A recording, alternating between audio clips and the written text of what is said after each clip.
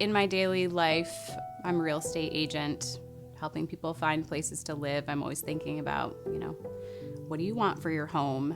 And being a CASA, well, completely different. Like there's this kind of underlying theme of helping people to be at home, to be in a community where they feel supported.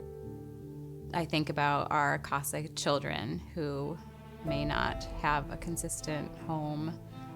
I think anything we can do as CASAs to help them find a permanent spot that they can call home is so important. So in my current case, it was a sibling group, a brother and a sister.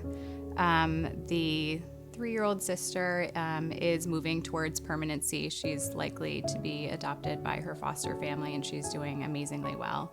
Her brother came into care with lifelong medical issues since birth. He spent a couple years in a medical foster home where he was really thriving. He had a teacher coming to work with him every day. He was doing really well. Unfortunately, his medical condition progressed. He did pass away this year. So on this case, the CYS worker and I were able to really partner and make sure that he wasn't alone at any time at the hospital. So we would kind of take shifts and coordinate our schedules. We didn't want him to be alone. We knew his family likely would not be there. So we really needed each other. Tayler was not only an invaluable support to the child and the case that we worked on, but she also was a support for me. The child was in the hospital for a long, extended amount of time, and Tayler was able to be there for several hours of the day and give up her free time to sit with the child and be with the child and just let him hear her voice. I think that made a difference for him because when his family wasn't able to be there, Tayler was able to be there and he was able to hear her and know that someone was there. When our shared youth was in the hospital over the beginning of the summer, his medical team had transitioned, as they often do, during different shifts at the hospital, and unfortunately the new medical team that had taken over was not briefed on our youth's care plan, and because Tayler was there every single day for hours at his bedside, she was able to inform the medical team that that was not the plan and actually completely prevent further harm to him.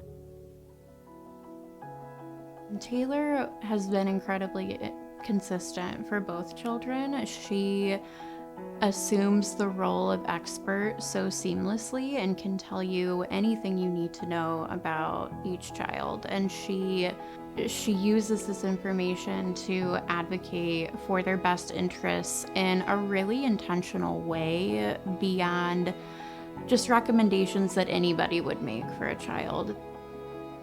I think it's hard to describe Tayler as a person because she is such an amazing person and she's so selfless. Acting from a place of humility and empathy, she approaches professionals, family members, and children from such a non-judgmental perspective that I think really enables them to feel comfortable confiding in her, trusting her, and feeling like they can depend on her for support.